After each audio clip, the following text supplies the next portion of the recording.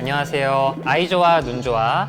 B&B 강남 밝은 세상 안과의 우영재 원장입니다. 여러분 요즘 코로나 때문에 손 자주 씻으시고 알코올 손 소독제 많이 바르실 텐데요. 간혹 가다가 소독제가 눈에 튀어서 당황스러운 적 있으실 겁니다.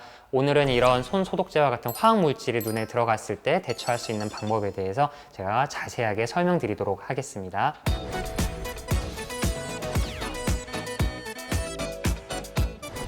여러분 손 소독제 주변에서도 많이 보이고 자주 사용해 보셨을 겁니다.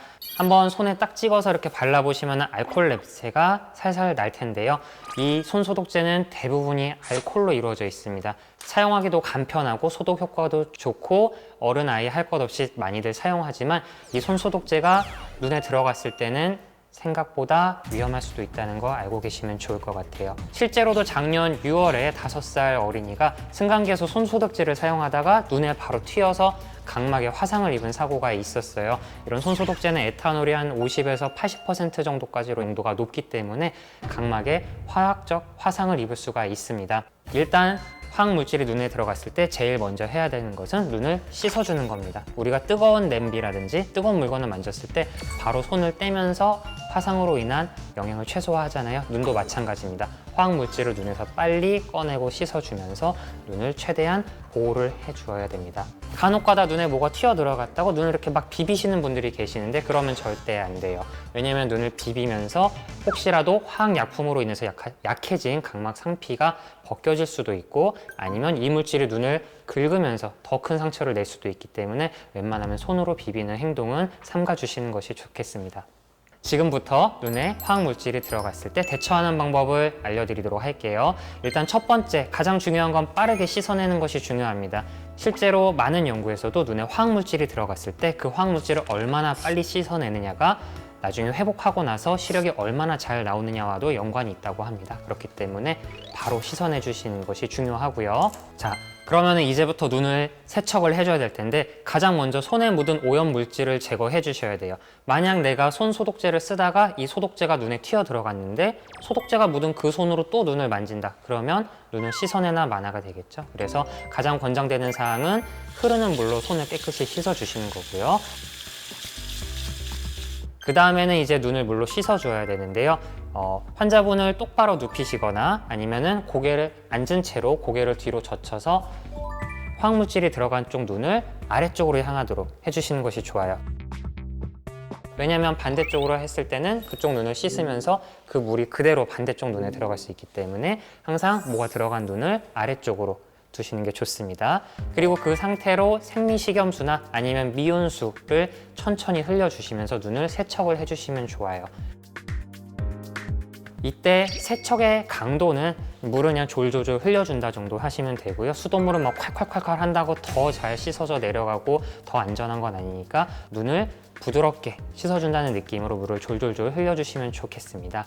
그리고 씻어주는 액체는 생리식염수가 쓰기에 가장 좋긴 하지만 우리가 항상 생리식염수를 들고 다니진 않잖아요. 그래서 여건이 안 되시면 수돗물로라도 잘 씻어주시면 좋습니다.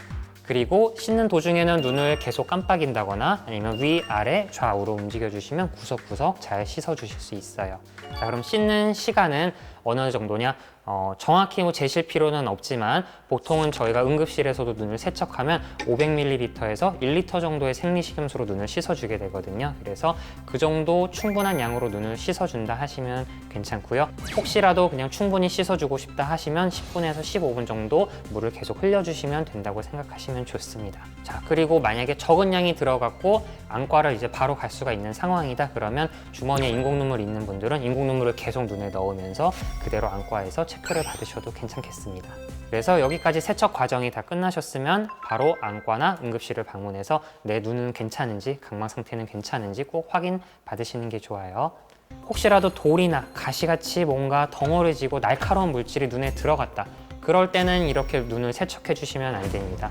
보통 가을에 밤송이 따다가 밤가시에 눈이 찔린다든지 아니면 이제 성묘를 위해서 예초기를 돌리다가 돌이 튀어서 눈을 다쳐서 오시는 분들이 계시는데 이럴 경우는 손상이 좀 더 깊고 크기 때문에 물을 흘려서 씻어주시면 눈에도 손상이 커질 수가 있어요. 그래서 이럴 때는 세척하거나 내가 무리해서 뭔가를 빼내려고 하시면 안 되고 차라리 깨끗한 천 같은 걸로 눈을 살짝 가리면서 보호해준다는 느낌으로 가리고 그대로 응급실이나 안과를 바로 방문해 주시는 것이 좋습니다. 혹여 눈 주변 혹은 눈 쪽에 출혈이 생겨서 이거를 빨리 지혈해야겠다 하고 강하게 눈을 압박해야겠다 라고 생각하실 수도 있는데 이럴 경우는 눈 조직에 더 큰 손상이 가해질 수 있기 때문에 이럴 때도 마찬가지로 살살 보호한다 생각하시고 눈을 커버한 채로 눈을 덮은 채로 안과에서 바로 진료를 받으시기 바랍니다. 오늘 눈에 뭔가가 들어갔을 때 대처하는 방법에 대해서 간단하게 알아봤는데요. 눈에 이물질이 들어가면 절대 당황하지 말고 액체류가 들어가면 물로 씻어주시고 날카롭거나 딱딱한 게 눈에 튀었다 그러면 눈을 보호한 채로 안과를 꼭 방문해 주시기 바랍니다. 자, 여러분 모두 눈을 소중히 해주시고요. 이번 영상이 도움이 되셨다면 좋아요와 구독 부탁드립니다. 아이조아는 다음에도 더 알찬 내용으로 찾아뵙도록 하겠습니다. 감사합니다.